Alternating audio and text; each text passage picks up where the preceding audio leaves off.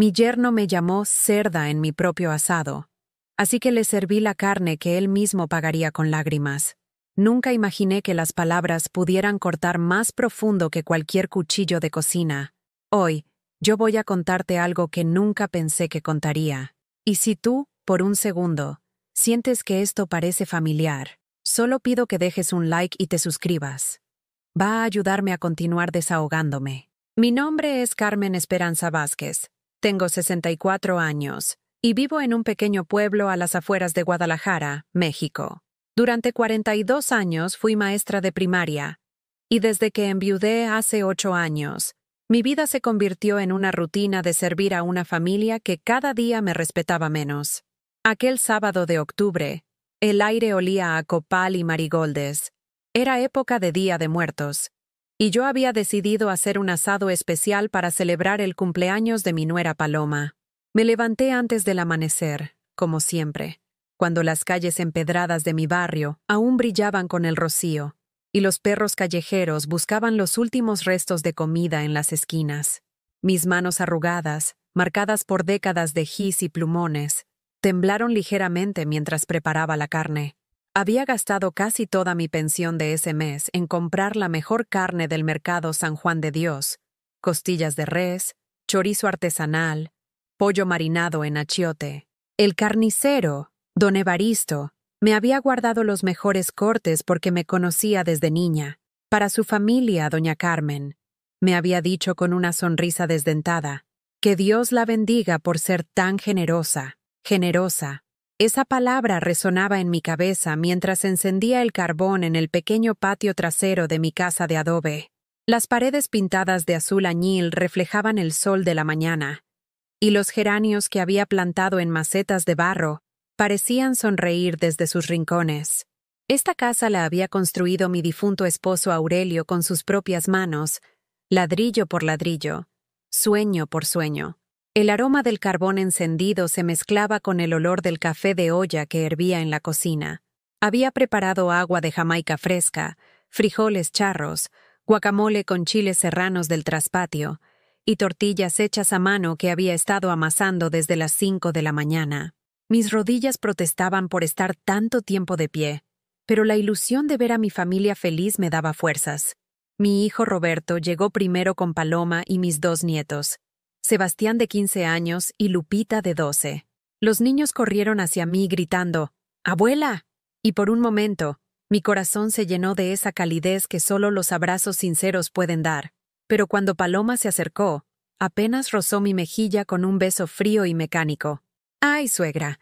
¿Otra vez gastó de más en comida?, murmuró mientras revisaba la mesa con ojo crítico. Con lo que se gasta aquí, podríamos comprar cosas más necesarias. Roberto, mi propio hijo, mi sangre, apenas me saludó.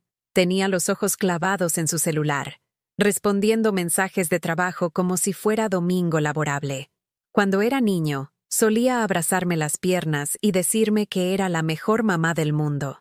Ahora, a los 40 años, parecía verme como una carga más en su lista de obligaciones. «Mamá, ¿ya hiciste lo del banco?», preguntó sin levantar la vista del teléfono. El gerente me dijo que necesita firmar unos papeles para la cuenta de ahorro. Es para proteger su dinero, ¿eh? Yo solo asentí, como siempre, como una idiota. Más tarde llegó mi hermana Consuelo con su esposo Armando. Y finalmente arribó el último invitado, mi yerno Esteban, el marido de mi hija menor, Diana. Esteban tenía 38 años, manejaba un taller mecánico en el centro de Guadalajara, y siempre llegaba tarde a todo, como si el mundo tuviera que esperarlo. Diana había salido de viaje por trabajo, otra vez, y había dejado a Esteban representándola en la reunión familiar. Desde que mi hija consiguió ese empleo en una empresa de cosméticos que la tenía viajando constantemente, Esteban se había vuelto parte inevitable de nuestras reuniones, una presencia que toleraba solo por amor a Diana. Cuando Esteban entró al patio, traía esa sonrisa de lado que ya me ponía nerviosa. Vestía una camisa de satén brillante, pantalones de mezclilla apretados y cadena de oro gruesa al cuello. Se creía galán de telenovela, pero a mí me recordaba más a los vendedores de autos usados que uno evita en los estacionamientos. «Doña Carmen», gritó con esa voz ronca de fumador. «Qué gusto ver que sigue viva y coleando». La frase me dolió, pero la ignoré como había aprendido a ignorar tantas cosas. Me concentré en dar vuelta a las costillas sobre las brasas, sintiendo cómo el calor me subía por la cara, ya de por sí enrojecida por el esfuerzo y los nervios. Esteban se acercó a la parrilla con una cerveza en la mano, tambaleándose ligeramente. No eran ni las 2 de la tarde, y ya olía a alcohol. Se quedó observándome unos segundos, como si estuviera evaluando una mercancía en el mercado. Luego, con esa sonrisa que me helaba la sangre, soltó la frase que cambiaría todo. «Oiga, doña Carmen, ¿quién dejó a esta cerda tan cerca del fuego? Con tanta grasa, va a explotar como cohete de feria». El mundo se detuvo. El crepitar del carbón, las voces de mis nietos jugando, el ruido del tráfico en la calle lejana, todo se volvió un silencio ensordecedor. Sentí como si alguien me hubiera vaciado un balde de agua helada sobre la cabeza, pero al mismo tiempo, como si me quemara por dentro. Esteban se rió de su propia broma, una risa áspera y cruel. Roberto levantó la vista del celular por un segundo, pero inmediatamente la bajó, como si no hubiera escuchado nada. Paloma se mordió los labios y fingió estar muy ocupada sirviendo aguas frescas. Mi hermana Consuelo me miró con lástima, pero no dijo nada. Nunca decía nada. Los únicos que reaccionaron fueron mis nietos. Sebastián frunció el ceño y murmuró: «¡Qué feo!», entre dientes. Lupita me abrazó la cintura y me susurró: «No le hagas caso, abuela. Ese señor es un grosero». Pero el daño ya estaba hecho. Cerda. Me había llamado cerda en mi propia casa, frente a mi propia familia, mientras yo cocinaba para él con el dinero de mi pensión y el amor de mi corazón roto. Las lágrimas se agolparon detrás de mis ojos, pero no las dejé salir. No ahí. No frente a él. En cambio, sonreí. Esa sonrisa automática que las mujeres de mi generación aprendimos a usar como escudo. Y continué cocinando como si nada hubiera pasado. Pero por dentro, algo se quebró para siempre. ¿Y algo más? Algo que había estado dormido durante años, comenzó a despertar con una furia silenciosa y terrible. Esa noche, mientras lavaba los platos grasosos en el fregadero de porcelana despostillada, los recuerdos me golpearon como puñetazos al estómago. Mis manos temblaban bajo el agua tibia, y cada plato que limpiaba me recordaba otra humillación, otro sacrificio que había hecho creyendo que el amor familiar era un río que fluía en ambas direcciones. Pero me equivoqué. Durante años, yo había sido la única dando. Recordé cuando Roberto tenía 22 años y llegó a mi casa llorando porque había chocado el coche de un amigo. «Mamá, necesito 500,000 pesos o me van a demandar», me había suplicado con lágrimas de cocodrilo. Yo acababa de cobrar mi liquidación por jubilación anticipada. Casi 1,000,000 de pesos que había planeado usar para arreglar el techo de la casa y quizás hacer ese viaje a Oaxaca que Aurelio y yo habíamos soñado antes de que el cáncer se lo llevara. Sin dudarlo, fui al Banco Santander en Avenida Chapultepec. Retiré el dinero de mi cuenta de ahorros y se lo di completo. «Es un préstamo, ¿verdad, mijo?», le pregunté mientras él contaba los billetes con ojos brillantes. «Claro, mamá. Te lo devuelvo en 6 meses. Te lo juro por la Virgen de Guadalupe». Eso fue hace 15 años. Nunca vi un solo peso de vuelta. Después vino la época cuando Paloma se embarazó de Lupita. Llegaron a mi casa con caras de funeral y me explicaron que Roberto había perdido su trabajo en la fábrica textil. «Suegra, necesitamos quedarnos aquí unos meses, solo hasta que Roberto encuentre algo», me había dicho Paloma acariciándose la panza de 7 meses. Los unos meses se convirtieron en 3 años. 3 años durante los cuales yo pagué la comida, los pañales, la leche de fórmula, los medicamentos de Lupita cuando le dio neumonía, y hasta los domingos de diversión en el parque acuático. Cuando finalmente se fueron, mi casa parecía un huracán había pasado por ella, y mi cuenta bancaria estaba en números rojos. «Ay, mamá, ya sabemos que nos vamos a extrañar», me había dicho Roberto mientras cargaba sus cosas en una camioneta prestada. «Pero ya es hora de que hagamos nuestra vida independiente», como si yo hubiera sido la que los había obligado a quedarse.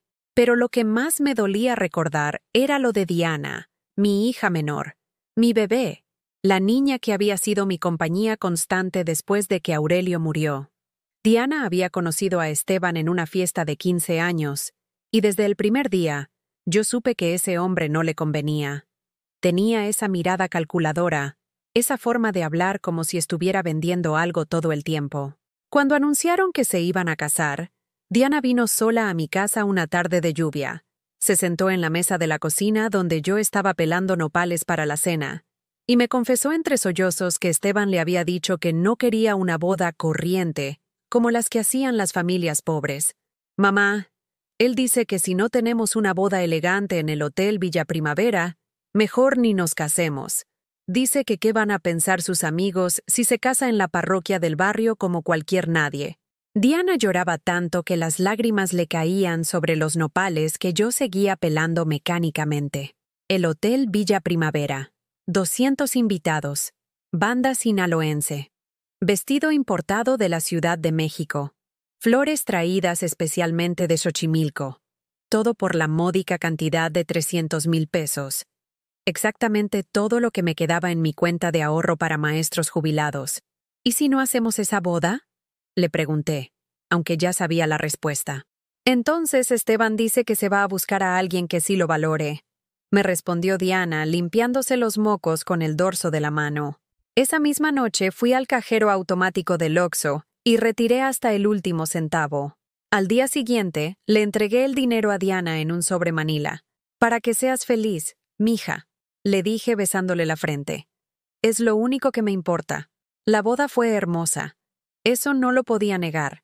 Diana se veía como una princesa en su vestido de perlas y encajes. Esteban parecía el galán de telenovela que siempre había querido ser. Pero cuando llegó el momento de los agradecimientos, él solo mencionó a sus propios padres, que habían pagado la luna de miel a Cancún. Mi sacrificio, mi dinero, mis años de ahorro. Invisibles como siempre. Después vinieron las emergencias constantes. Esteban necesitaba dinero para un negocio que nunca prosperó. Diana necesitaba para medicamentos cuando se enfermó de gastritis. Luego para pintar su casa. Después para cambiar la transmisión del coche. Siempre era urgente. Siempre era solo esta vez. Siempre venían juntos a mi puerta con esas caras de angelitos que habían perfeccionado desde niños. Y yo siempre decía que sí. Vendí las aretes de oro que Aurelio me había regalado en nuestro aniversario número 10. Empeñé su reloj de bolsillo que había sido de su abuelo. Vendí los muebles de la sala que habíamos comprado juntos cuando éramos recién casados, y todo parecía posible. Cada vez que entregaba el dinero, ellos me prometían que me lo devolverían en cuanto mejorara la situación. Cada vez, yo les creía porque quería creer. Porque necesitaba creer que mis hijos me amaban por algo más que mi capacidad de rescatarlos de sus problemas. Pero las situaciones nunca mejoraban, y los préstamos nunca se devolvían. Lo peor vino hace 2 años, cuando me enfermé de diabetes, y mi presión se disparó tanto que terminé en el hospital civil 3 días internada. Llamé a Roberto, a Diana, a mis hermanos. No se preocupen por mí, les dije desde la cama del hospital. Solo quería que supieran dónde estaba. Roberto me visitó una vez. Se quedó 10 minutos mirando el reloj y se fue diciendo que tenía una cita de trabajo. Diana me mandó un mensaje de WhatsApp. «Ay, mamá, qué mal. Pero estoy en Monterrey por trabajo.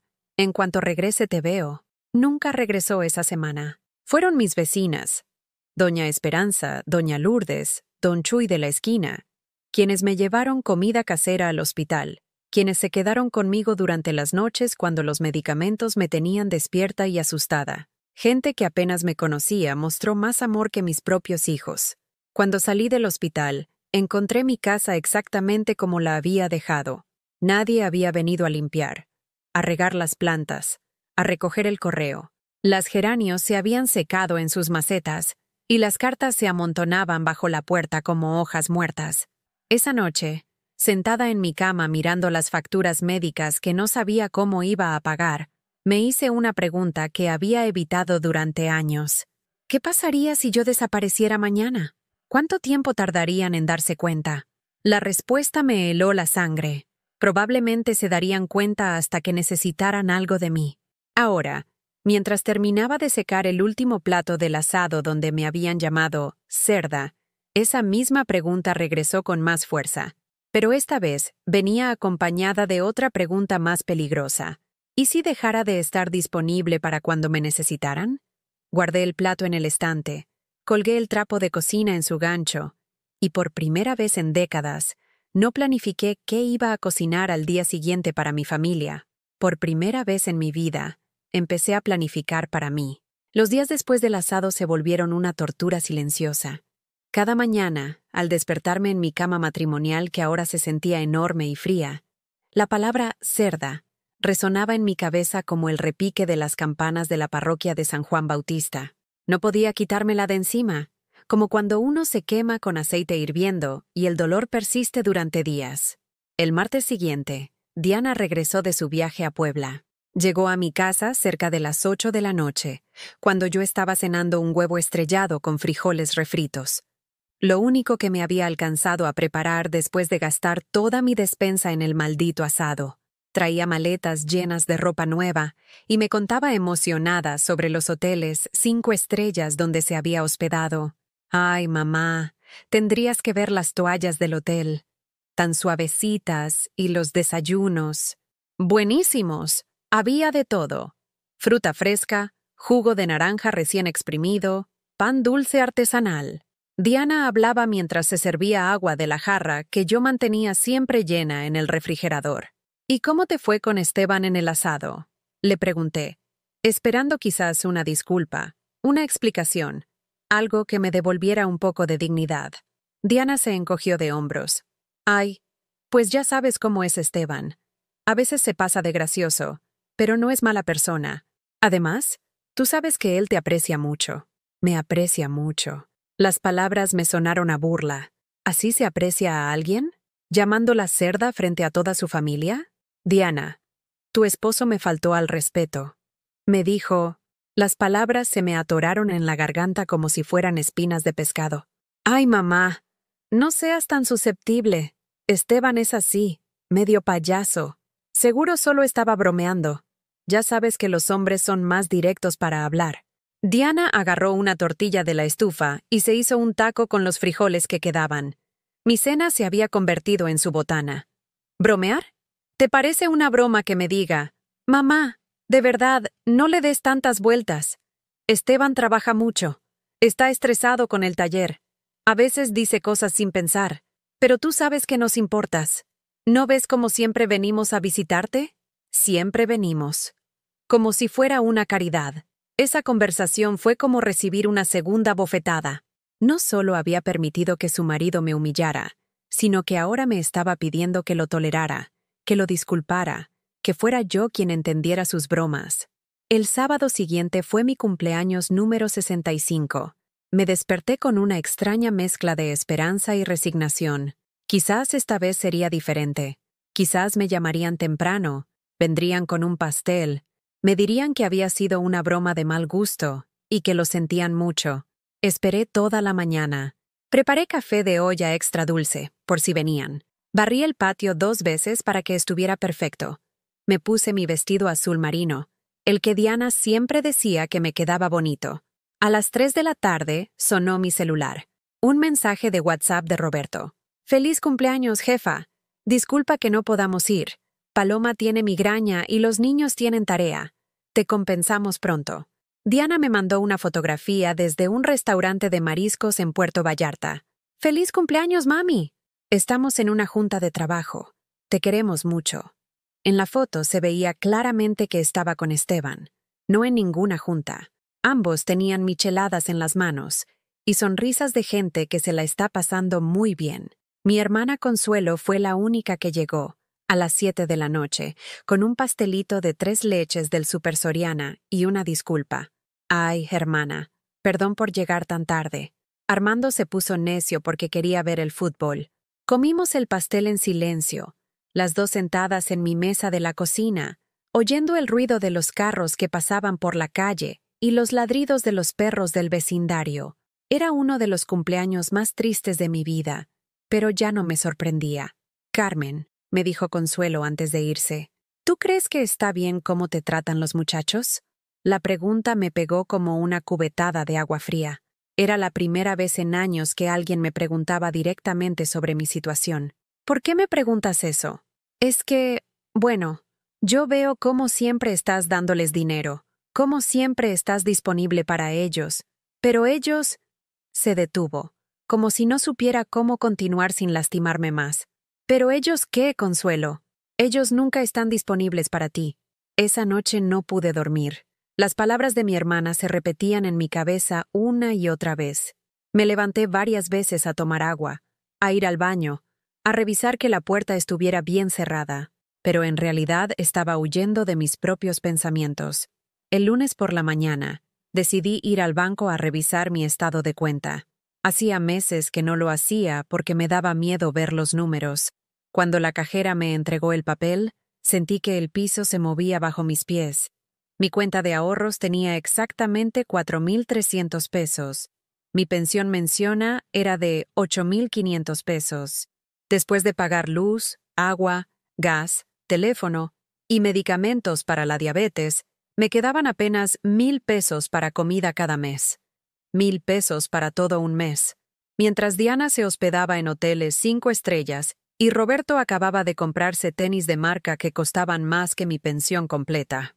Esa tarde, cuando llegué a mi casa, encontré a Esteban sentado en mi sala como si fuera su propia casa. Tenía los pies sobre mi mesa de centro, una cerveza en la mano, y estaba viendo la televisión con el volumen muy alto. «Ah, doña Carmen», me dijo sin levantarse ni quitar los pies de la mesa. «Diana me dijo que viniera a esperarla aquí.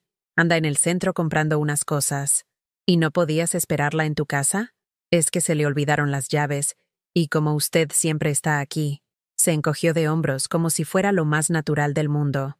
Me quedé parada en la entrada de mi propia sala, observando a este hombre que había convertido mi casa en su sala de espera personal. Tenía los zapatos sucios sobre mi mesa, había ceniza de cigarro en mi piso, y olía a alcohol aunque apenas eran las 5 de la tarde.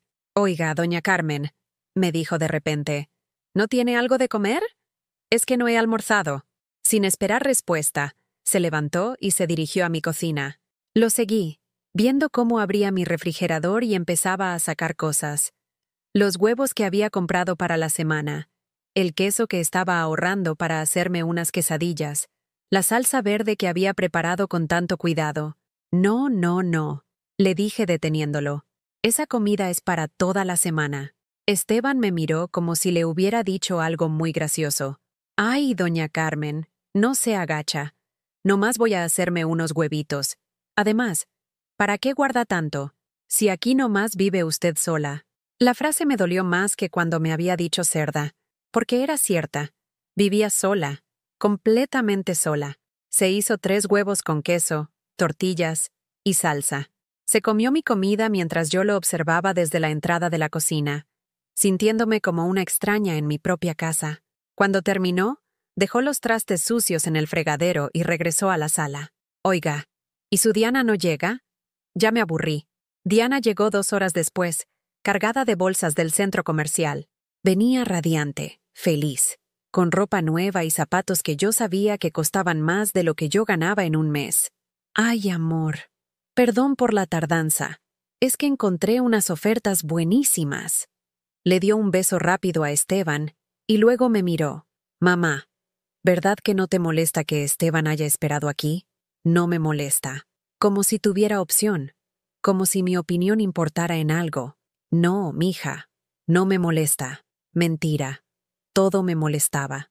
Su cara, su presencia, su manera de adueñarse de mi espacio. Pero sobre todo me molestaba mi propia cobardía para decir que sí me molestaba. Cuando se fueron, me senté en mi mesa de la cocina a ver los trastes sucios que Esteban había dejado. El plato con restos de huevo seco, el vaso con marcas de grasa, el tenedor con pedazos de comida pegados. Por primera vez en mi vida, no los lavé inmediatamente. Me quedé ahí sentada, mirándolos, preguntándome cuándo había permitido que mi casa se convirtiera en un restaurante gratuito y yo en la cocinera invisible. Fue entonces cuando tomé una decisión que cambiaría todo.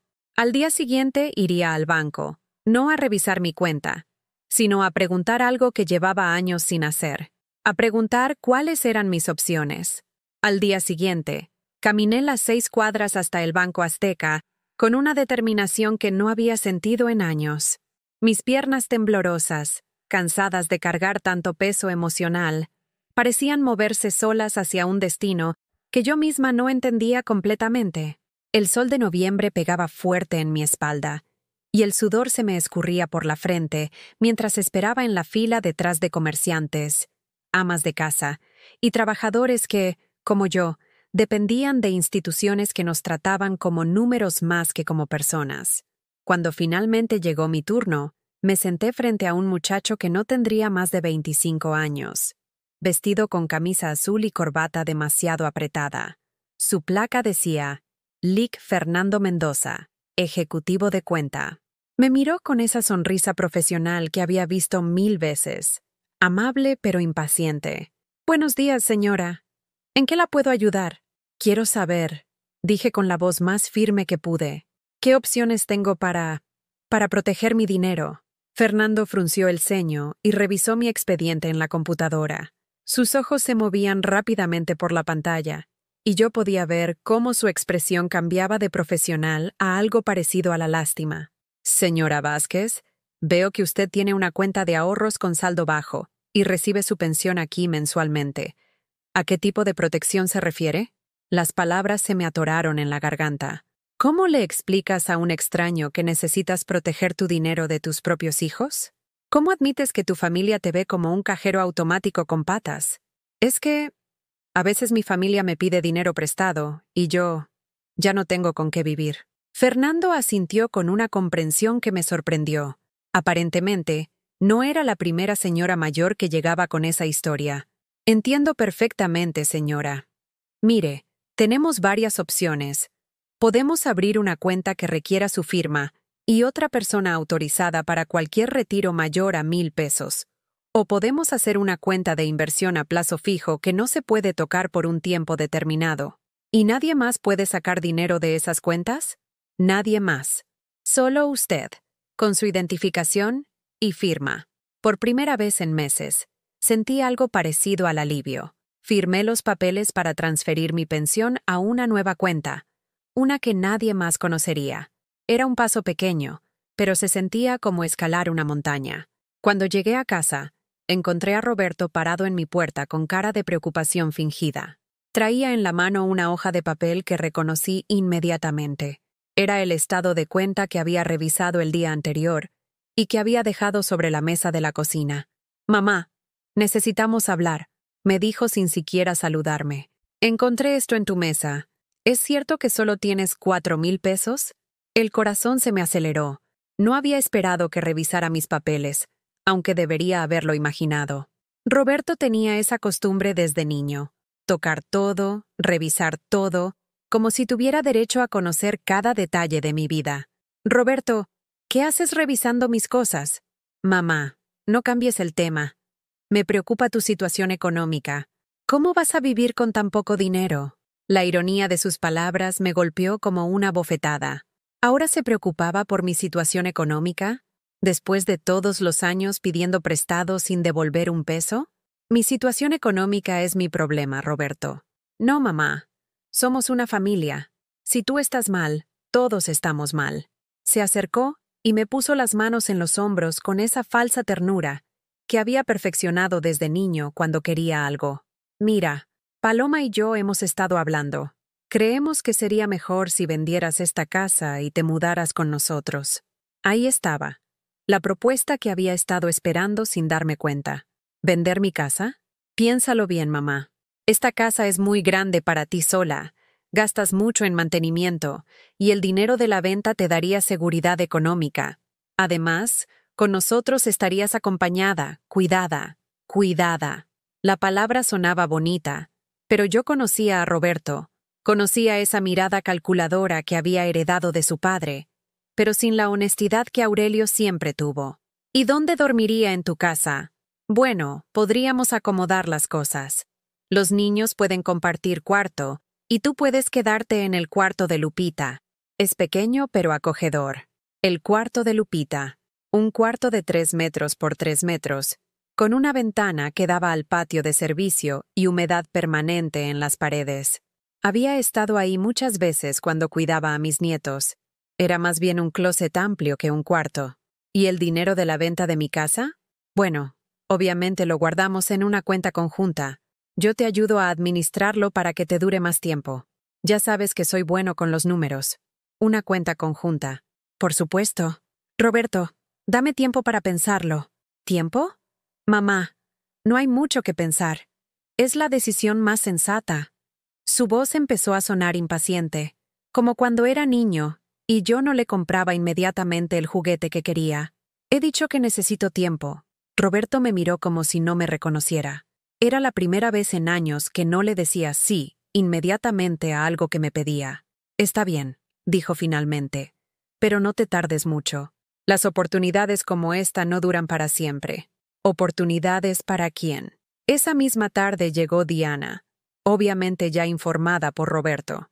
Venía acompañada de Esteban, que se sentó en mi sillón favorito sin pedir permiso mientras ella empezaba su discurso. Mamá, Roberto me contó de tu situación.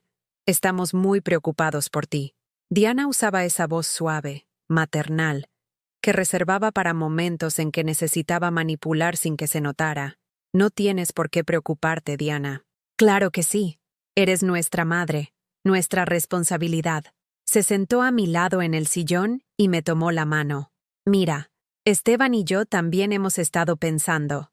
¿Qué te parece si vienes a vivir con nosotros? Esteban levantó la vista del partido de fútbol que había puesto en mi televisión sin preguntar. Sí, doña Carmen. En nuestra casa hay más espacio que en la de Roberto. Tenemos un cuartito de servicio que está vacío. Le podemos poner una cama y quedaría muy cómoda. El cuartito de servicio, donde habían vivido las muchachas que les ayudaban con la limpieza antes de que se les hiciera muy caro pagarles. Además, continuó Diana, nosotros podríamos cuidar mejor su dinero. Esteban está empezando un negocio de refacciones que va a dar muy buenas ganancias. Podríamos invertir el dinero de su casa ahí, y usted recibiría dividendos cada mes. ¿Dividendos? Pregunté, aunque ya sabía hacia dónde iba la conversación. Sí, mamá, como socia del negocio. Imagínese, en lugar de tener el dinero guardado sin generar nada, estaría creciendo cada mes. Esteban apagó el televisor y se acercó con esa sonrisa que me ponía los nervios de punta. Doña Carmen, le voy a ser muy honesto. Mi negocio necesita una inversión inicial fuerte para despegar. Si usted mete el dinero de su casa, en 6 meses le duplico la inversión. Se lo garantizo. Me garantizo. Como Roberto me había garantizado que me devolvería el dinero del coche hace 15 años. ¿Y si el negocio no funciona? La sonrisa de Esteban se tensó apenas un poco. ¿Cómo no va a funcionar, doña Carmen? Las refacciones siempre se venden. Los carros siempre se descomponen. Es un negocio seguro. Además, mamá, intervino Diana, estaríamos juntas. Podría ayudarme con los quehaceres de la casa. Podríamos pasar más tiempo de calidad. Ayudarle con los quehaceres. Por supuesto, no sería una invitada en su casa. Sería la empleada doméstica gratuita. Necesito pensarlo, dije otra vez. Esteban se levantó bruscamente del sillón. ¿Qué hay que pensar, doña Carmen? Le estamos ofreciendo una oportunidad de oro. ¿O prefiere quedarse aquí sola, pobre, comiendo frijoles todos los días? Esteban, murmuró Diana en tono de reproche, pero sin mucha convicción. No, Diana. A veces hay que hablar claro. Su mamá puede seguir viviendo como mendiga, o puede ser inteligente y aprovechar esta oportunidad. Mendiga. Después de cerda, ahora mendiga. Creo que es hora de que se vayan, dije con una calma que me sorprendió hasta a mí misma. ¿Perdón? Esteban me miró como si le hubiera hablado en chino. Que se vayan de mi casa. Ahora. Diana se puso pálida. Mamá, ¿qué te pasa? Estamos tratando de ayudarte. No me están ayudando. Me están presionando. Y no me gusta. Esteban se acercó a mí con una expresión que nunca le había visto. Sus ojos se habían vuelto duros, fríos. Mire, doña Carmen, no sé qué mosca le picó, pero está cometiendo un error muy grande. Nosotros somos su familia. Sin nosotros, usted no es nada. Sin ustedes, no soy nada. Las palabras se quedaron flotando en el aire como humo tóxico. Finalmente, alguien había dicho en voz alta lo que todos pensaban, pero nadie se había atrevido a decir. «Fuera», susurré. «¿Qué dijo?» «Fuera de mi casa». Fue la primera vez en décadas que grité. Mi voz resonó en las paredes de adobe, rebotó en el techo de vigas de madera, se escapó por las ventanas hacia la calle donde los vecinos probablemente se preguntaban qué había pasado con la doña Carmen, que siempre era tan callada. Diana y Esteban se fueron sin decir adiós, pero antes de cerrar la puerta, él se volteó hacia mí. «Va a lamentar esto, doña Carmen. Va a ver lo que es estar realmente sola». Cuando se fueron, me quedé parada en medio de mi sala, temblando de pies a cabeza, pero no era miedo lo que sentía, era libertad. Por primera vez en más de 40 años, desperté sin una lista mental de lo que tenía que hacer por otros. No había que preparar desayuno para nadie más que para mí. No había que lavar ropa ajena. No había que responder mensajes preguntando si podían pasar por algo rápido, o si no tenía unos pesitos guardados. Me quedé en la cama hasta las 9 de la mañana, algo que no hacía desde que Aurelio murió, y yo asumí que tenía que estar disponible las 24 horas para cualquier emergencia familiar. El sol se filtraba por las cortinas de algodón que había cosido yo misma hace años, creando patrones dorados en el suelo de mosaico que mi esposo había puesto con tanto amor. Mi casa se sentía diferente, más silenciosa, pero no con el silencio pesado de la soledad. Era un silencio limpio, como después de una tormenta cuando el aire finalmente se calma y puedes respirar profundo sin sentir presión en el pecho. Me levanté despacio, sin prisa, y me preparé café de olla con canela. Pero esta vez le puse más azúcar de la que normalmente usaba, porque ya no tenía que preocuparme porque el azúcar durara para visitas inesperadas. Me senté en mi mesa de la cocina, la misma donde había firmado tantos cheques para préstamos que nunca se devolvieron. Pero ahora me serví el café en la taza de porcelana que había sido de mi abuela, la que normalmente guardaba para ocasiones especiales que nunca llegaban. Mientras saboreaba cada sorbo, me di cuenta de algo extraordinario. Por primera vez en décadas, no sabía qué iba a pasar ese día. No tenía que ir al mercado porque alguien venía a comer. No tenía que limpiar porque alguien traería visitas.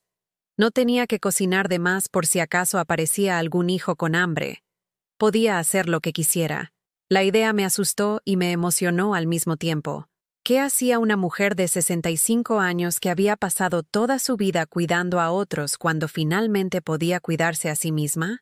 Decidí empezar por algo simple: desayunar como una reina. Fui a mi pequeño refrigerador, y por primera vez en meses, saqué todo lo que me antojara sin calcular si alcanzaría para otras personas. Huevos, queso fresco, chorizo, aguacate, crema, frijoles refritos. Me hice el desayuno más abundante que había comido en años, y me lo comí despacio, masticando cada bocado como si fuera la primera vez que probaba comida. Después del desayuno, hice algo que llevaba años sin hacer. Salí a caminar por mi barrio sin rumbo fijo. No iba al mercado, no iba al banco, no iba a resolver problemas de nadie. Simplemente caminé. Las calles empedradas de mi colonia se veían distintas cuando no tenías prisa por llegar a algún lado. Me detuve frente a la casa de doña Esperanza, mi vecina de 80 años que siempre estaba regando sus plantas en la banqueta. Nunca antes había tenido tiempo de platicar con ella más allá de los saludos de cortesía. «Buenos días, doña Esperanza», le dije acercándome a la reja de su casa. «Ay, doña Carmen, qué gusto verla. ¿Cómo está?» «Muy bien, gracias. Sus plantas se ven hermosas». Doña Esperanza sonrió con orgullo. «Gracias, hijita. ¿Sabe qué? Llevo años queriendo preguntarle si no le gustaría que intercambiáramos esquejes. Yo tengo unos geranios muy bonitos, y veo que usted tiene unas bugambilias preciosas». Una conversación tan simple, tan normal, tan humana. No había segundas intenciones. No había peticiones escondidas. No había manipulación. Solo dos mujeres mayores hablando de plantas. Pasé casi una hora platicando con doña Esperanza. Me contó sobre sus nietos que vivían en Estados Unidos, sobre su artritis que empeoraba en las mañanas frías, sobre la receta de mole que había heredado de su bisabuela. Yo le conté sobre mis geranios, sobre cómo Aurelio me había enseñado a cuidar las plantas, sobre la época cuando daba clases, y mi jardín era mi refugio después de días difíciles con niños inquietos.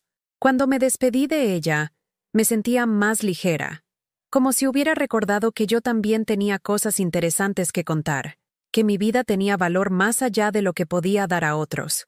De camino a casa, pasé por la panadería La Guadalupana, donde había comprado pan durante 20 años, pero siempre con prisa, siempre calculando exactamente cuánto necesitaba para la familia. Esta vez entré sin lista, sin presupuesto estricto, sin pensar en nadie más que en mí. «Buenos días, doña Carmen», me saludó Rosita, la hija del panadero. «¿Lo de siempre?» Lo de siempre eran 6 bolillos y 2 conchas, lo mínimo necesario para que me durara la semana. Pero hoy no era un día de lo de siempre. Hoy quiero probar algo diferente, Rosita. ¿Qué me recomiendas? Los ojos de Rosita se iluminaron. Era obvio que no esperaba esa pregunta. Ay, doña Carmen, mi papá acaba de sacar del horno unos cuernitos de dulce que están buenísimos. Y tenemos orejas con azúcar, cocoles de anís y empanadas de piña que casi no hacemos porque se venden muy poco.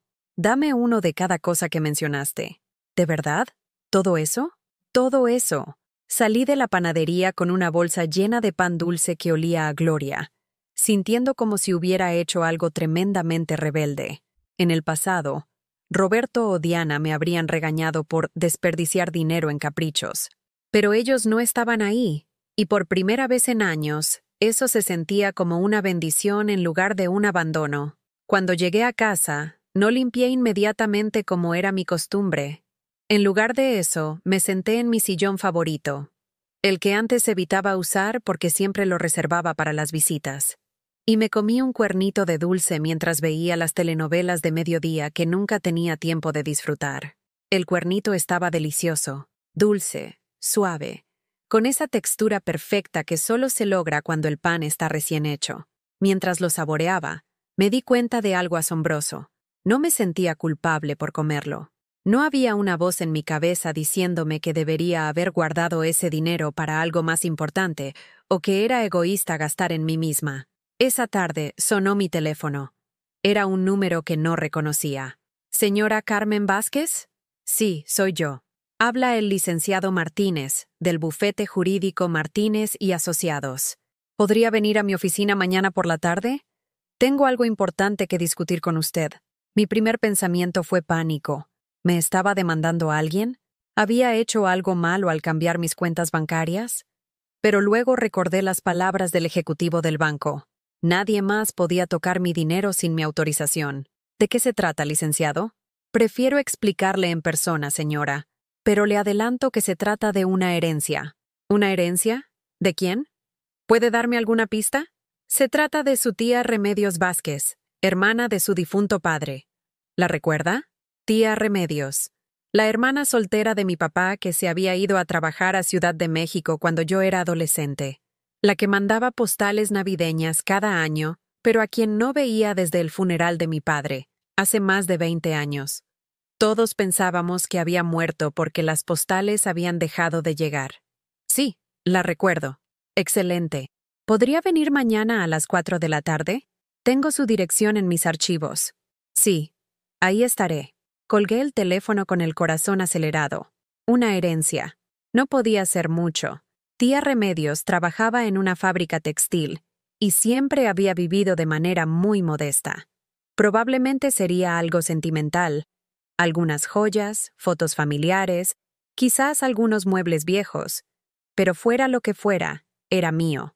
No de Roberto, no de Diana, no de Esteban, mío. Esa noche, por primera vez desde el incidente del asado, dormí profundamente, sin pesadillas, sin despertarme a las 3 de la madrugada preocupándome por dinero que no tenía o problemas que no podía resolver. Soñé con tía Remedios. En el sueño, ella estaba joven otra vez, como la recordaba de mi infancia, y me decía, «Carmen, hijita, ya era hora de que dejaras de vivir para otros y empezaras a vivir para ti». Cuando desperté, tenía una sonrisa en los labios y una sensación extraña en el pecho. Me tomó un momento identificar qué era. Era esperanza. Al día siguiente, me arreglé con más cuidado del que había puesto en años. Me puse mi vestido azul marino favorito, me peiné el cabello en un chongo elegante, y hasta me maquillé ligeramente. Cuando me vi en el espejo, casi no me reconocí. Se veía como una mujer que tenía cosas importantes que hacer, lugares importantes a donde ir. La oficina del licenciado Martínez estaba en el centro de Guadalajara, en un edificio colonial restaurado cerca de la catedral. Cuando llegué, la recepcionista me ofreció café y me trató con una cortesía que no había experimentado en mucho tiempo, como si fuera alguien importante, alguien cuyo tiempo valía la pena respetar. El licenciado Martínez era un hombre de mediana edad, con canas distinguidas y una sonrisa genuina. Me recibió en su oficina con alfombras persas y libros de derecho que llegaban hasta el techo. Señora Vázquez, lamento mucho la pérdida de su tía. Era una mujer extraordinaria. ¿La conoció usted? Durante los últimos 10 años, sí. Ella fue quien me contrató para manejar sus asuntos legales cuando decidió jubilarse. ¡Jubilarse! Tía Remedios había logrado jubilarse, algo que no todas las mujeres de su generación conseguían. Señora Vázquez, continuó el abogado, abriendo una carpeta gruesa. Su tía Remedios la nombró como su única heredera. Y debo decirle que ella fue una mujer muy previsora. Me entregó varios documentos que revisé con manos temblorosas. Al principio, los números no tenían sentido. Demasiados ceros. Tenía que haber un error. Licenciado, ¿esto está bien? ¿Son pesos mexicanos? Sí, señora. Todo está correcto. Su tía heredó dinero de un empleador que la estimaba mucho. Lo invirtió sabiamente durante 30 años. Y nunca se casó ni tuvo hijos. Usted era la única familia que le quedaba. 2.800.000 pesos. Casi 3 millones de pesos. Por primera vez en mi vida, era rica. No les dije nada sobre la herencia. Durante una semana completa, guardé el secreto como se guarda un tesoro, saboreando cada momento de esa nueva realidad que solo yo conocía. Por primera vez en décadas, tenía algo que era completamente mío, algo que nadie podía quitarme, manipularme para obtener, o hacerme sentir culpable por poseer. Cada mañana, cuando abría los ojos, recordaba que ya no era la Carmen pobre y desesperada que rogaba que sus hijos la trataran con dignidad. Era una mujer con opciones, con poder, con la capacidad de decidir su propio destino. El viernes por la noche, Roberto llegó a mi casa sin avisar. No había venido desde nuestra última discusión, y su ausencia había sido como un bálsamo para mis heridas. Pero ahí estaba otra vez, parado en mi puerta con esa sonrisa forzada que usaba cuando necesitaba algo muy importante. «Mamá, vengo a disculparme», dijo quitándose la gorra de béisbol que usaba para cubrir su calvicie prematura. «Creo que el otro día nos alteramos todos sin razón. Nos alteramos, como si yo hubiera sido parte del problema en lugar de la víctima. ¿Así? Sí, mamá. Paloma y yo hemos estado hablando mucho sobre tu situación, y queremos que sepas que puedes contar con nosotros». Se sentó en mi sala sin que lo invitara, en el mismo sillón donde Esteban había puesto sus pies sucios sobre mi mesa. «De hecho, vengo a hacerte una propuesta mejor. Aquí venía otra vez. La zanahoria después del garrote. Te escucho. Mira, mamá, sabemos que tal vez no te emociona mucho la idea de vivir con nosotros. Entendemos que quieres tu independencia». Roberto hablaba con esa voz pausada, condescendiente, que usaba cuando quería parecer razonable. Así que pensamos en otra opción. Se inclinó hacia adelante, como si fuera a contarme un gran secreto. «¿Qué te parece si vendemos tu casa? Pero en lugar de que te vengas con nosotros, te compramos un departamentito cerca de aquí? Algo pequeño, fácil de mantener, pero tuyo. Y con el dinero que sobre de la venta, lo invertimos en un negocio familiar». Negocio familiar. Por supuesto. ¿Qué tipo de negocio familiar? Bueno, Paloma tiene contactos en el sector de importaciones. Podríamos traer productos de China y venderlos en mercados locales. Con una inversión inicial de 1 millón de pesos, podríamos generar ganancias del 30% mensual. 1 millón de pesos. Casualmente, casi exactamente lo que valía mi casa según el avalúo que habían hecho el año pasado para actualizar el seguro. ¿Y dónde estaría ese departamento que me comprarían? Ay, mamá, Hay varias opciones. Hemos visto algunos muy bonitos en la unidad habitacional Las Flores. Están pequeños pero funcionales y tienen seguridad las 24 horas. La unidad habitacional Las Flores. Yo conocía ese lugar. Departamentos de 50 metros cuadrados, sin jardín, sin espacio para mis plantas, sin la privacidad de una casa propia. Y sobre todo, a 40 minutos en camión de mi barrio, lejos de mis vecinos, lejos de la vida que había construido durante décadas. Roberto, ¿cuánto costarían esos departamentos? Bueno, los que hemos visto están entre 300 y 400 mil pesos, pero son perfectos para ti, mamá. Sin mantenimiento, sin preocupaciones. 300,000 pesos por un departamento. 1,000,000 de pesos de mi casa. El resto, 700,000 pesos, se irían al negocio familiar, donde yo no tendría ningún control, ninguna garantía, ningún poder de decisión. Era el plan perfecto para despojarme de todo lo que tenía mientras me hacían sentir que estaban cuidándome. Necesito pensarlo, dije otra vez. Mamá. Roberto se puso de pie y caminó hacia la ventana, como si estuviera perdiendo la paciencia. No entiendo por qué sigues diciéndome que lo vas a pensar. Es una oportunidad increíble. Además, francamente, no tienes muchas opciones. ¿Por qué dices eso? Se volteó hacia mí con una expresión que no le había visto nunca. Fría, calculadora, casi cruel. Porque estás sola, mamá. Porque no tienes dinero. Porque cada día estás más vieja y más indefensa. Nosotros somos lo único que tienes en este mundo. Lo único que tienes en este mundo. Y si no acepto tu propuesta, ¿qué pasa? Roberto se encogió de hombros con una indiferencia que me heló la sangre. Pues que te quedes aquí sola, viviendo con 4,000 pesos al mes, hasta que te enfermes de gravedad o te pase algo feo. Y entonces sí vas a necesitarnos, pero tal vez ya sea demasiado tarde para hacer las cosas bien. Era una amenaza disfrazada de preocupación. Me estaba diciendo que si no le entregaba voluntariamente mi patrimonio, él esperaría hasta que estuviera lo suficientemente desesperada o enferma para tomarlo de todas formas.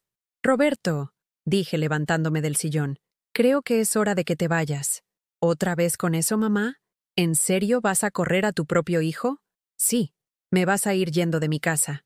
Está bien, dijo dirigiéndose hacia la puerta, pero cuando te arrepientas, cuando estés sola y asustada en esta casa vieja, no vengas a llorarme. Después de que se fue, me senté en mi cocina y me serví un té de manzanilla para calmar los nervios. Pero por primera vez, no me sentía devastada después de una conversación con Roberto. Me sentía clara, como si finalmente hubiera entendido algo que había estado negándome a ver durante años. Mis hijos no me amaban, me toleraban mientras yo les fuera útil. El domingo por la mañana, decidí que era hora de que conocieran a la nueva Carmen. Llamé a Roberto, a Diana, a mi hermana Consuelo y hasta a mi cuñado Armando. Les dije que necesitaba hablar con todos urgentemente, que había tomado una decisión importante sobre mi futuro y quería comunicárselas en persona. ¿Vas a vender la casa, mamá?, me preguntó Diana por teléfono, y pude escuchar la emoción apenas contenida en su voz. Ya veremos. Fue todo lo que le dije. Preparé la reunión como había preparado tantos asados familiares, pero esta vez con un propósito completamente diferente. Saqué mi mejor vajilla, la de porcelana que había heredado de mi madre y que solo usaba en ocasiones muy especiales. Preparé café de olla, agua de Jamaica, y compré un pastel de 3 leches en la pastelería más cara del barrio. Cuando todos estuvieron sentados alrededor de mi mesa de la cocina, Roberto y Paloma, Diana y Esteban, Consuelo y Armando, me quedé de pie frente a ellos como una maestra frente a su clase más difícil. Los he reunido aquí, comencé con la voz más calmada que pude, porque durante las últimas semanas ustedes han estado muy preocupados por mi situación económica y mi futuro. Todos asintieron con caras de falsa preocupación. Roberto me ha propuesto que venda mi casa y me mude a un departamento, invirtiendo el resto del dinero en su negocio familiar. Diana y Esteban me han sugerido que viva en su cuarto de servicio e invierta mis ahorros en el taller de refacciones. Esteban sonrió con esa sonrisa de tiburón que me daba tanto asco. Ambas son propuestas muy interesantes, continué.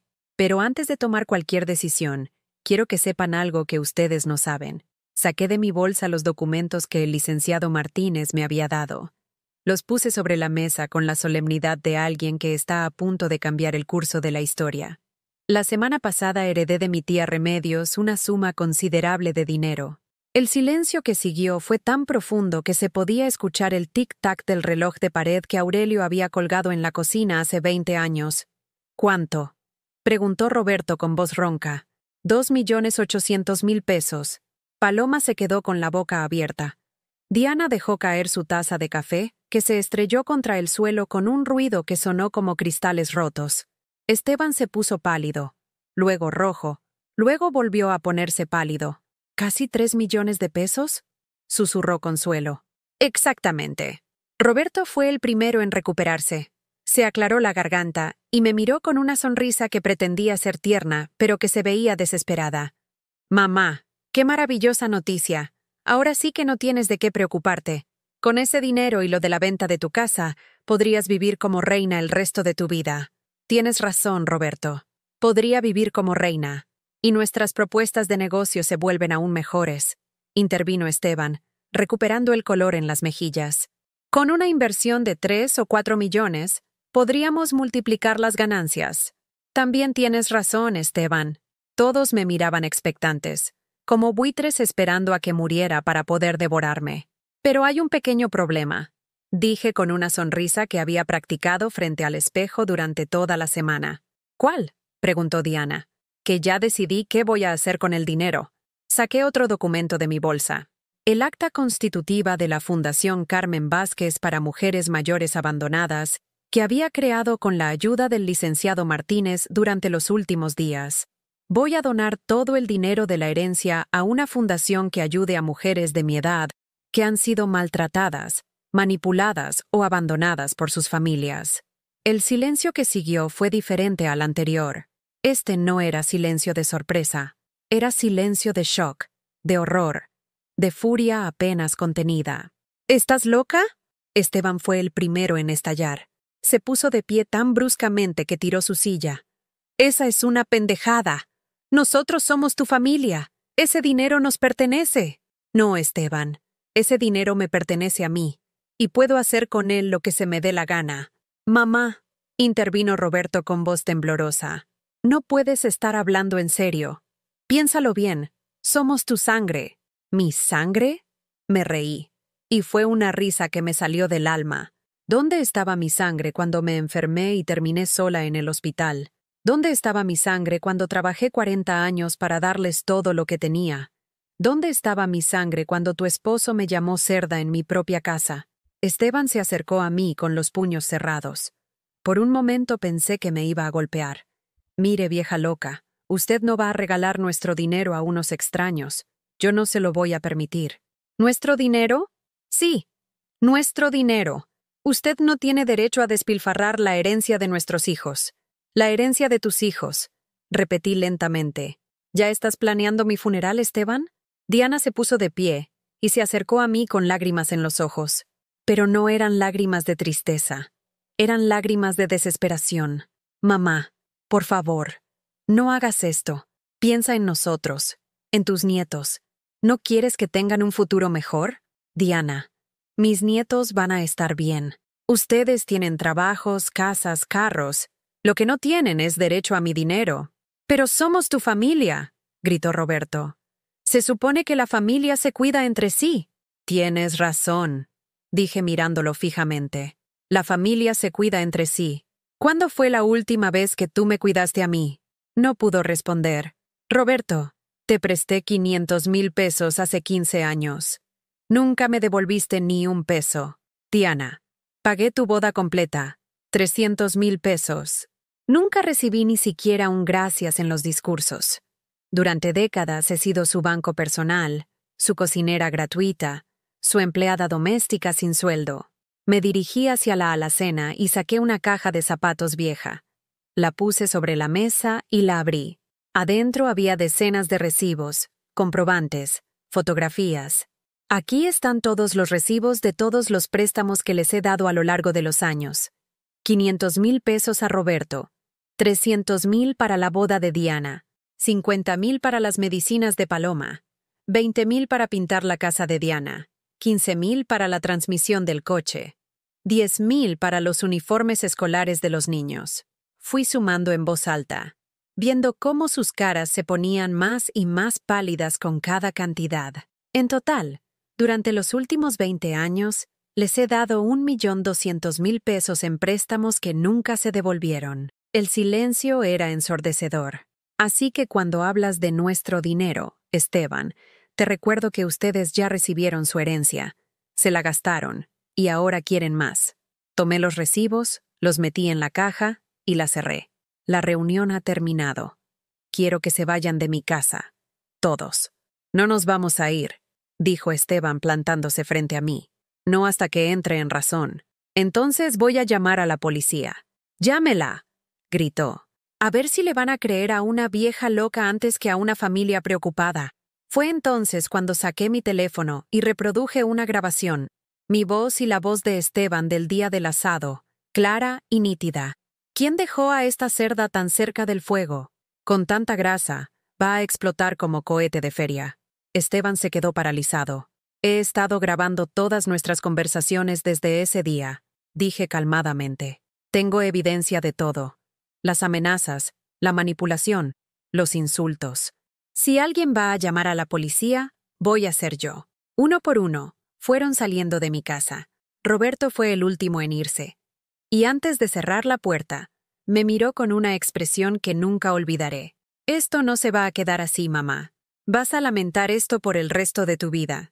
Roberto, le dije antes de cerrar la puerta, por el resto de mi vida voy a lamentar haber tardado tanto en hacerlo. Cuando finalmente se fueron todos, me senté en mi sala y lloré. Pero no lloré de tristeza. Lloré de alivio. Los primeros días después del confronto fueron como aprender a respirar de nuevo. Mi casa se sentía más grande, más luminosa, como si hubiera sacado muebles pesados que habían estado bloqueando las ventanas durante años. El silencio ya no era la ausencia dolorosa de amor, sino la presencia pacífica de la libertad. Una semana después de la reunión familiar, decidí hacer algo que llevaba 40 años posponiendo: conocer el mar.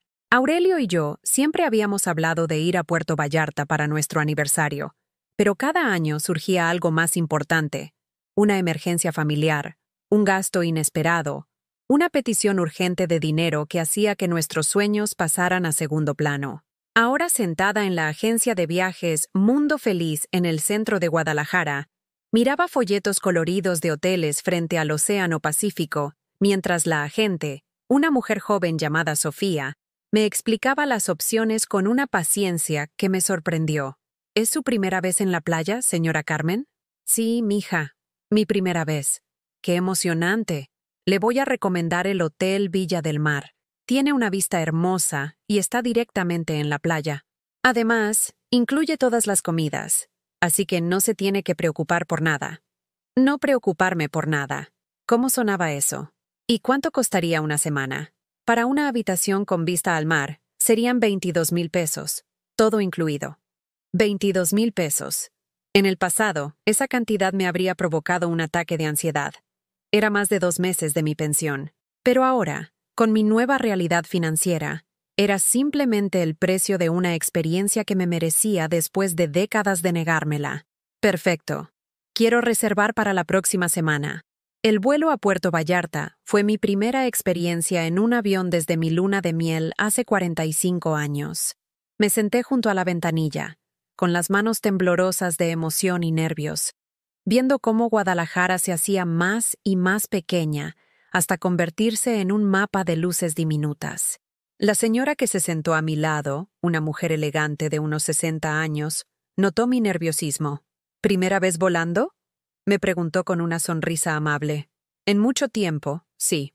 ¿Vacaciones? Sí, mi primera vacación, sola. ¡Qué maravilloso! Yo viajo sola desde que enviudé hace 5 años. Es liberador, ¿verdad?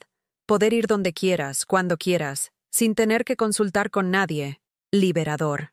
Esa palabra resumía perfectamente lo que había estado sintiendo. Cuando el avión aterrizó en Puerto Vallarta y sentí el aire húmedo y salado del Pacífico llenando mis pulmones, Algo dentro de mí se rompió y se recompuso al mismo tiempo. Era como si hubiera estado conteniendo la respiración durante décadas y finalmente pudiera exhalar.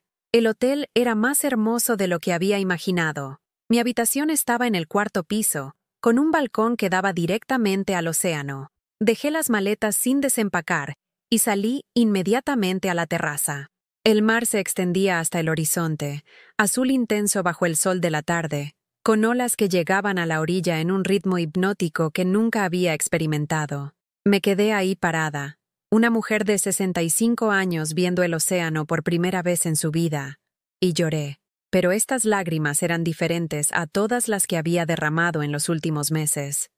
Eran lágrimas de gratitud, de asombro, de una felicidad tan pura que no sabía cómo contenerla. Esa primera noche cené sola en el restaurante del hotel. Pedí langosta, algo que nunca había probado porque siempre había sido demasiado caro, y un vino blanco que el mesero me recomendó. La langosta estaba deliciosa, tierna y dulce, y el vino me relajó de una manera que no recordaba haber experimentado jamás. En la mesa de al lado, una pareja de estadounidenses celebraba su aniversario número 30.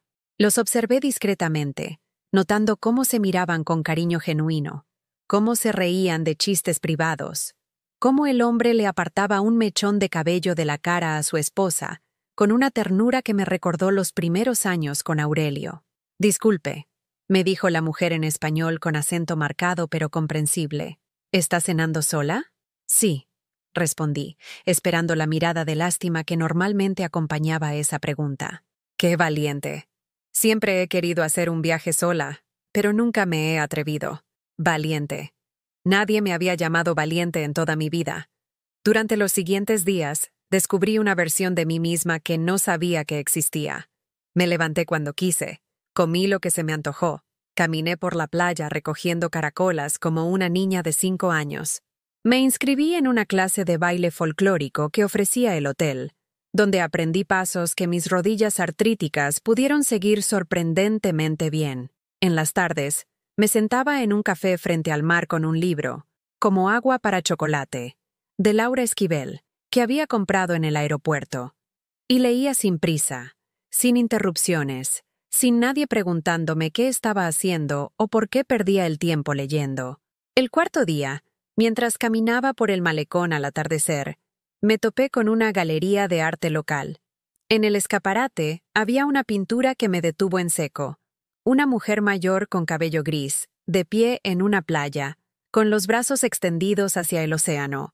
La expresión de su rostro era de liberación absoluta, como si estuviera recibiendo algo del universo que había estado esperando toda su vida. Entré a la galería y pregunté por la pintura.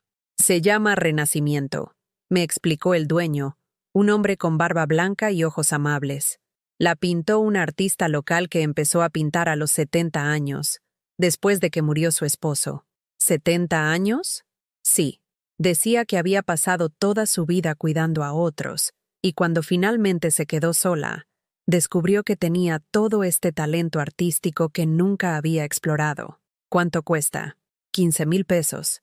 Sin dudarlo, saqué mi tarjeta de débito. Era la primera vez en mi vida que compraba algo solo porque me gustaba, solo porque me hablaba al alma, solo porque podía. Cuando regresé a Guadalajara, llevaba conmigo algo más que souvenirs y una pintura. Llevaba una nueva comprensión de quién era yo cuando nadie más estaba presente para definirme. Mi casa se sentía diferente cuando entré. Seguía siendo la misma casa de adobe azul con geranios en el patio, pero ahora la veía como mi santuario, no como mi prisión. Colgué la pintura Renacimiento en la sala, justo donde antes había estado la fotografía familiar que había guardado en una caja después del confronto. Los siguientes días los dediqué a algo que había estado posponiendo: reorganizar mi vida física. Doné la ropa que ya no me gustaba, los libros que ya no quería releer, los objetos que solo guardaba por sentimiento de culpa. Cada bolsa que llevaba a la caridad se sentía como quitarme un peso de encima. Contraté a un jardinero para que me ayudara a renovar mi patio. Plantamos bugambilias nuevas, rosales y un pequeño limonero que había estado queriendo desde hacía años, pero que nunca compraba porque era un gasto innecesario. Ahora mi patio era un jardín de colores que me llenaba de paz cada vez que lo miraba. También hice algo que nunca pensé que haría. Contraté a una muchacha para que me ayudara con la limpieza pesada 2 veces por semana. Se llamaba Esperanza. Qué apropiado. Y era una estudiante universitaria que necesitaba ingresos extra. Tener ayuda me liberó tiempo para hacer cosas que realmente disfrutaba, como cocinar por placer en lugar de por obligación. Una tarde, mientras regaba mis plantas nuevas, escuché que alguien tocaba a mi puerta. Mi primer instinto fue de pánico. ¿Habría regresado alguno de mis hijos? Pero cuando abrí, encontré a mi nieta Lupita parada en el escalón con una mochila escolar y lágrimas en los ojos. «Abuela», me dijo con voz temblorosa, «¿puedo pasar? Por favor». Lupita tenía 12 años, la edad en que las niñas empiezan a entender las complejidades del mundo adulto. La dejé entrar y le preparé un vaso de agua de Jamaica, mientras ella se sentaba en mi mesa de la cocina. «¿Qué pasa, mi amor?» «Abuela, mis papás están muy enojados contigo. Dicen que te volviste loca, que estás desperdiciando dinero que nos corresponde a nosotros». Lupita hablaba entre sollozos.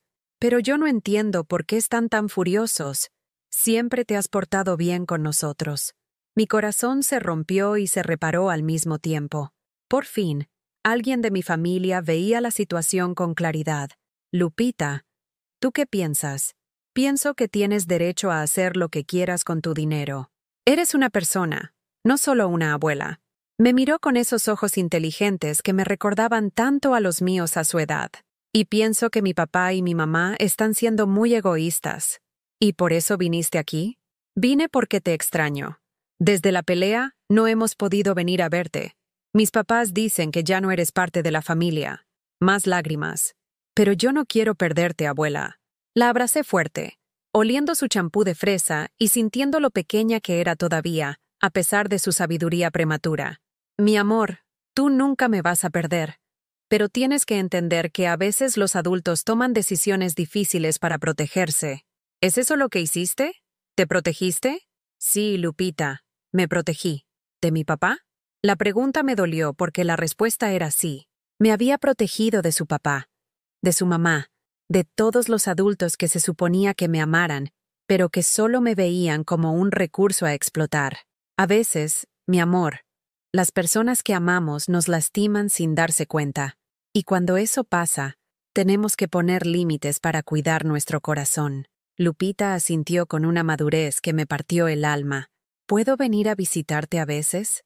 Sin decirles a mis papás, mi amor, no quiero que tengas problemas en tu casa por mi culpa. No será por tu culpa, abuela. Será porque yo decidí que quiero seguir teniendo una abuela que me quiera sin pedirme nada a cambio. Esa tarde, Lupita y yo cocinamos juntas como habíamos hecho tantas veces antes. Pero esta vez era diferente. No estaba cuidando a mi nieta por obligación familiar. Estaba pasando tiempo con una personita que había elegido amarme a pesar de la presión de sus padres. Cuando se fue, me quedé en mi cocina sintiendo algo que no había experimentado en meses. Amor incondicional. Lupita me amaba no por lo que podía darle, sino por lo que éramos juntas. Esa noche, me miré en el espejo del baño antes de acostarme. La mujer que me devolvía la mirada había cambiado. Seguía teniendo 65 años. Seguía teniendo canas y arrugas. Pero había algo diferente en sus ojos. Ya no eran los ojos de una víctima. Eran los ojos de una mujer que había aprendido a valorarse a sí misma. Eran los ojos de alguien que había renacido. 6 meses después, mientras escribo estas líneas sentada en el mismo patio donde Esteban me llamó cerda, el sol de abril calienta mi rostro y el aroma de los limones recién brotados llena el aire. Mi limonero ya tiene frutos pequeños, verdes y prometedores, como todo lo que he sembrado en estos meses de libertad. La Fundación Carmen Vázquez para Mujeres Mayores Abandonadas ya es una realidad. Tenemos una pequeña oficina en el centro de Guadalajara, 2 trabajadoras sociales de tiempo completo, y hemos ayudado a 17 mujeres a salir de situaciones de abuso familiar. Cada historia que escucho me confirma que no estaba loca, que lo que viví durante décadas no era normal, y que el amor verdadero nunca debe pagarse con humillación. La semana pasada vino a vernos doña Esperanza Morales, Una señora de 70 años de Tlaquepaque, cuya hija la había despojado de su casa y la tenía viviendo en un cuartito de azotea, mientras rentaba las demás habitaciones para quedarse con el dinero. Cuando me contó su historia, vi mi propio reflejo en sus ojos cansados. «Señora Carmen», me dijo tomando mis manos con las suyas, temblorosas por la edad y el miedo, «mi hija me dice que soy una malagradecida, que después de todo lo que ha hecho por mí, yo no tengo derecho a quejarme». «¿Y qué ha hecho por usted?», le pregunté. «Pues, me da de comer todos los días. ¿Con el dinero de la renta de su propia casa?». Doña Esperanza se quedó callada, procesando por primera vez que comer con el dinero de su propia propiedad no era un favor que le hacían, sino un derecho que le habían convertido en limosna. Hoy, Doña Esperanza vive en un apartamento digno que pagamos mientras nuestros abogados recuperan la propiedad de su casa. Su hija puede visitarla cuando quiera, pero ya no puede explotarla. Roberto y Diana nunca se disculparon. Durante las primeras semanas después del confronto, intentaron diferentes estrategias. Primero mandaron a Paloma a tocar mi puerta con Sebastián llorando, fingiendo que el niño me extrañaba mucho. Cuando no abrí, Roberto vino solo una madrugada, tocando insistentemente y gritando que era una emergencia. Cuando finalmente salí, me confesó que Paloma estaba embarazada otra vez y necesitaban dinero para gastos médicos. «Mamá, por favor, no es para nosotros, es para tu nieto que viene en camino».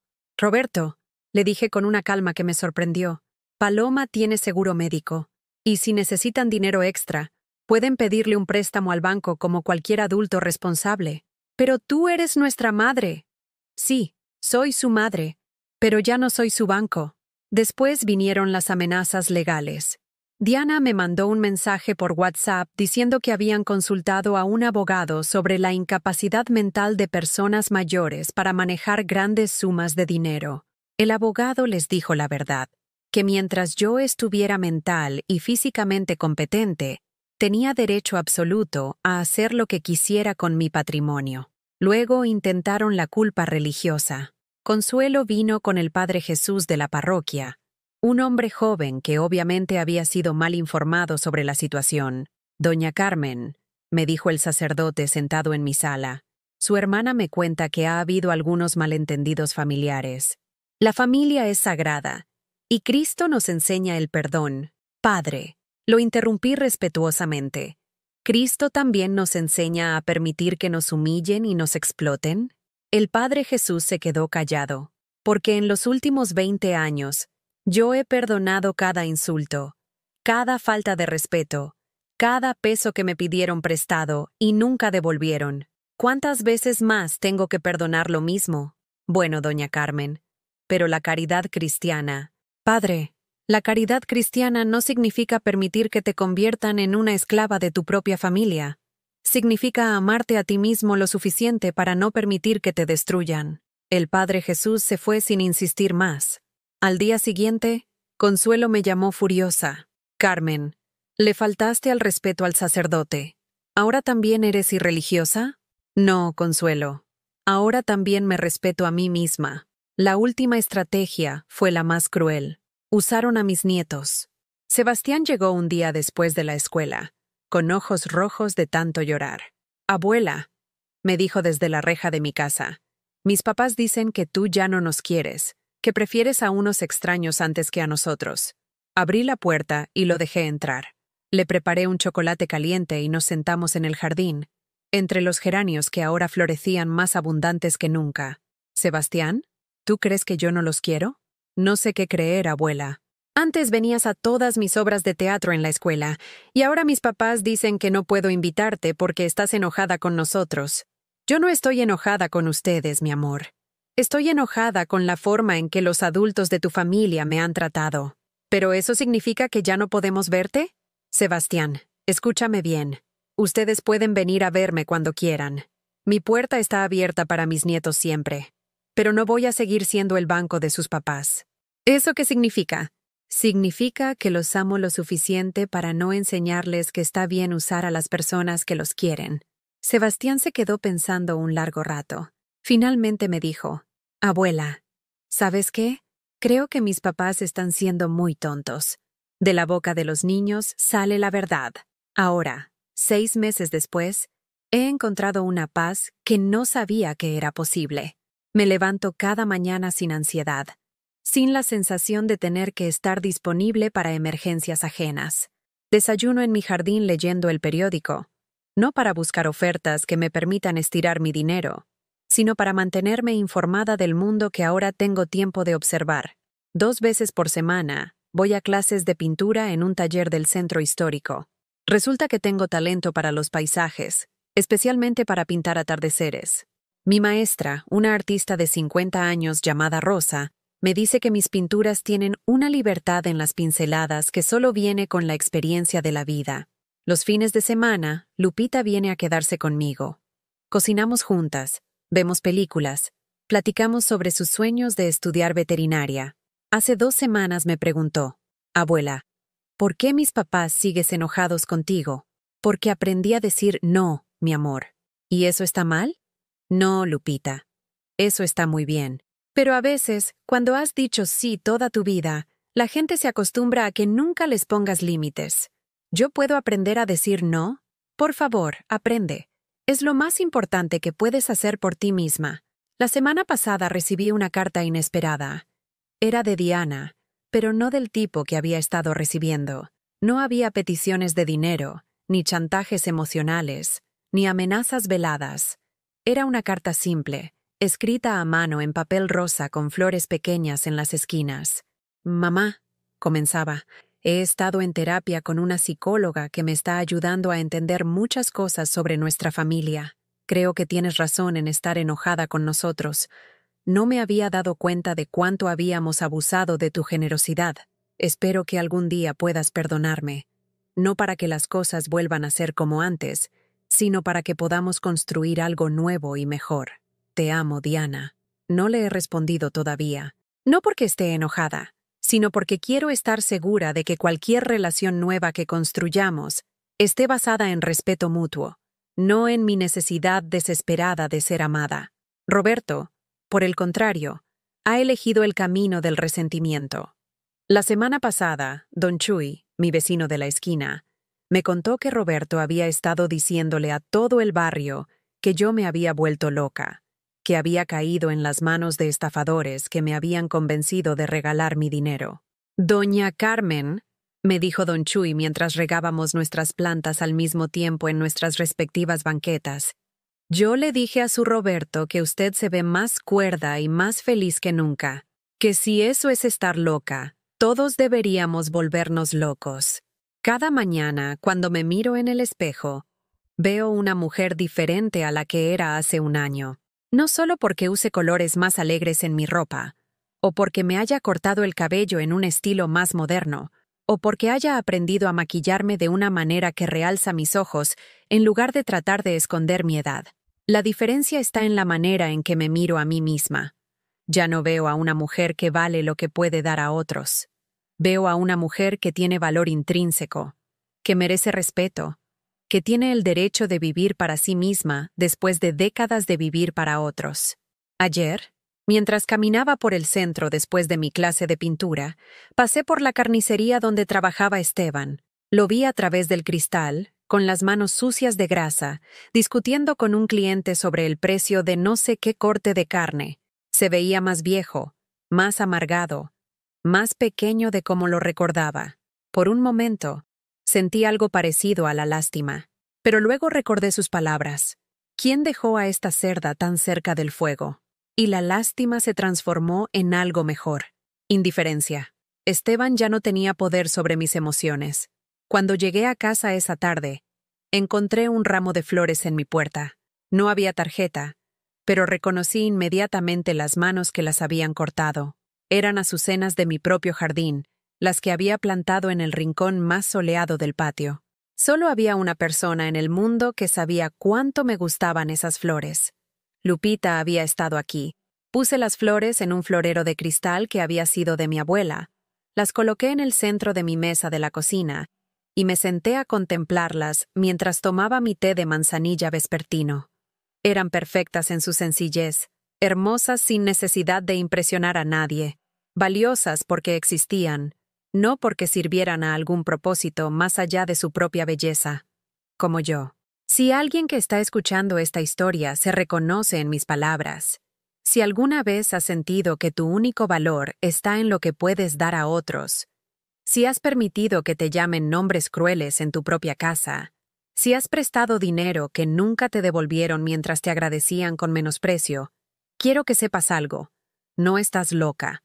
No estás siendo exagerada. No estás siendo malagradecida. No estás siendo egoísta por querer que te traten con dignidad. Estás siendo humana. Y los seres humanos merecemos amor que no tenga precio, respeto que no se tenga que comprar, y paz que no dependa de qué tan útiles seamos para otros.